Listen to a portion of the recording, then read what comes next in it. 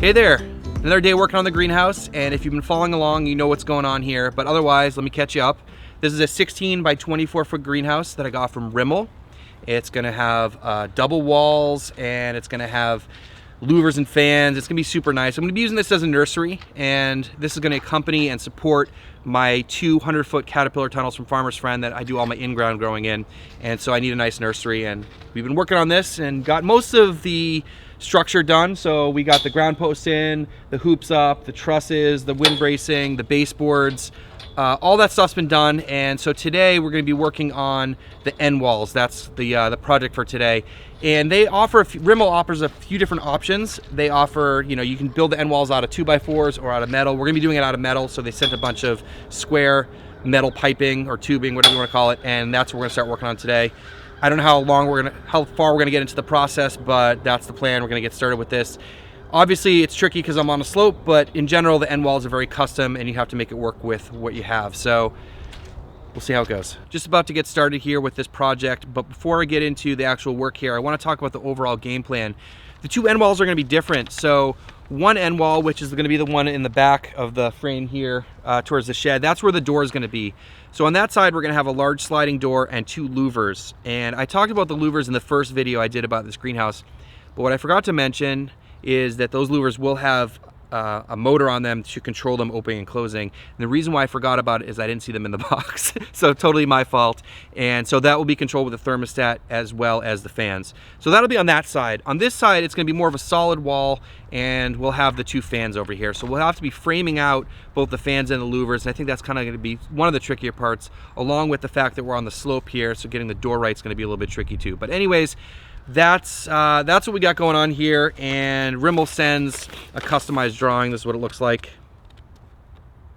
and gives you a rough idea about the cuts and stuff that you have to make and sort of the overall design of the Endwalls. And it's based on the accessories you get and your kit, obviously. And then this is going to be the metal kit, so they send all the hardware and the metal for you to do that. So we're gonna get started with this. The first thing we have to do is figure out where those two vertical pieces are gonna go. Those are the first two pieces we're gonna install. So we're gonna figure out where they go in the ground, dig some holes, because the post will sit in the ground, and then they'll also attach to the top. So we'll get those in first.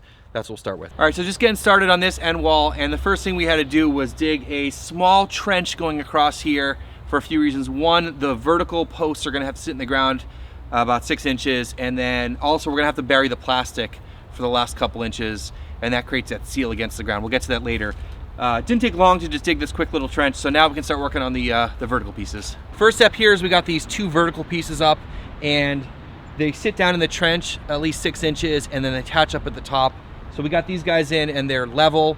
So now we're gonna start working on the horizontal pieces, and let me show you how it attaches at the top and some of that hardware. So this is how it attaches at the top. There's a little couple brackets they send you. One screws into the steel tubing, and the other is that band clamp that goes around the hoop, and it just ties together. So this is kind of how the metal tubing attaches to the hoops. We got this end wall done, and I had to put the camera down for a little while just to make sure we got the work done. But I want to show you what we did and a couple little things that we had to tweak, and just overall how it came out. It's great, and it's going to be a really nice solid end wall in terms of structure and being able to attach plastic and the fans and stuff like that. So you probably can see here there's two openings, one on this side and one over here, these squares, and those are to house the fans that are going to be in there. And so that was a really important part of getting those measurements right and getting them in the right location. But the other part of this side, because this side doesn't have the door, is to just attach the plastic. And I have to say that the plans that they sent me, which were drawn specifically for me and for my situation here, I had to modify them quite a bit. And if you guys have ever wondered why a lot of tunnels, when you buy kits, they don't come with Endwalls or Endwall kits, is because often it's very custom, because the ground is never the same everywhere, and you really have to just kind of make things work. And I think, before I even built the Farmer's Friend kits and, built the scissor doors on there, I'm always like, why don't they come with like nice Endwall kits? You just have to figure it out. And I know that's not a great answer, but that's kind of what happened here. So I definitely did modify the plans a little bit, and I checked with them to make sure that was okay.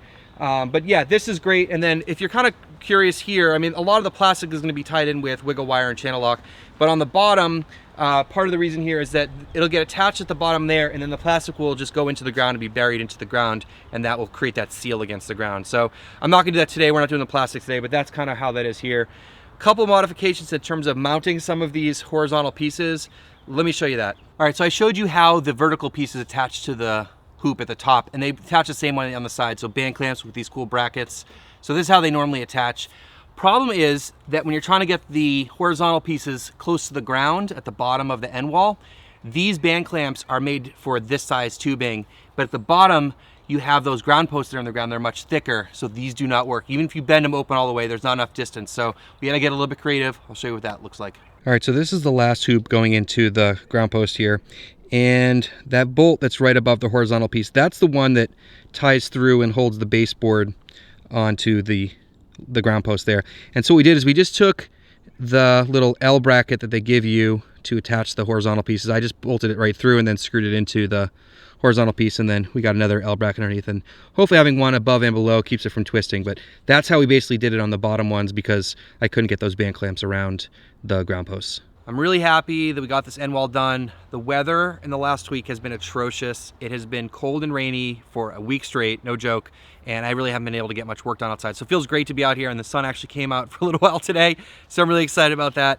I know a lot of you guys are probably either experiencing cold and snow and ice if you're anywhere on the East Coast, and we got a bunch of bad weather this last week or so. So it's been really nice to be outside. And hopefully you've been using your time productively inside, and I've been binge watching a lot of my channel. I hope so. A lot of videos for you guys to catch up on over the last few years. But I've gotten a lot of great feedback about today's show sponsor, which is Growing for Market magazine. And a lot of you guys have been telling me that you didn't even know about them and you got to check them out, and that's awesome. And if you haven't heard of them, please go check out Growing for Market magazine. They've been in existence for 30 years, and they have tons of great information in a printed magazine, and also one that you can access online. And they also have an archive of 1,600 articles that you can check out. And they're written by farmers that know way more than I do, and a lot of really, really great content. So go check out Growing for Market, 25% off, coupon code SHOVEL, all lowercase. Go check them out, and I want to thank them for sponsoring this channel. A little bit more time left today, and so I want to plug away and see how much more we can do on the other side. Hopefully we'll get a little bit more done. Well, we got a little bit more done, running out of light, and sort of the work day is over here. But I did get a couple questions about how to cut the metal, like in terms of just cutting metal in general, like we were cutting the ground posts in a previous video. And for that, I just use a reciprocating saw with a metal blade. But what we've been using today for cutting the square tubing is a circular saw with a metal blade, which is awesome. And you get it to fit any sort of circular saw. So I'll leave a link below for this one. I haven't used any others to compare, but this one worked great. I'll leave a link down below if you guys need one. It's been cutting really well today, been very reliable. So, but otherwise, you can see this is the side that's gonna have the door, and basically got the two vertical pieces in and framed out the rough opening for the door. And so what's going to be going on here is there's going to be a sliding door here that's going to slide across this way, and we'll also have the louvers on this side, one on either side of the door. So that's how far we got today, and still got a whole bunch of work to do, but starting to feel like we have a defined space here, and it's starting to feel like a greenhouse a little bit more, and I can sort of visualize what's happening here. And yep, just keep plugging away. Hopefully you guys enjoyed this, found this helpful. It's really cool to be able to share this experience with you as we build out things like greenhouses and high tunnels and all the other things coming up. Again, projects coming up, we have the wash station and irrigation and lots of other cool little things, organizing the tool shed and all sorts of good stuff. So anyways, hope you enjoyed this. Thanks so much for watching. Please hit subscribe if you're not already, and we'll see you in the next one.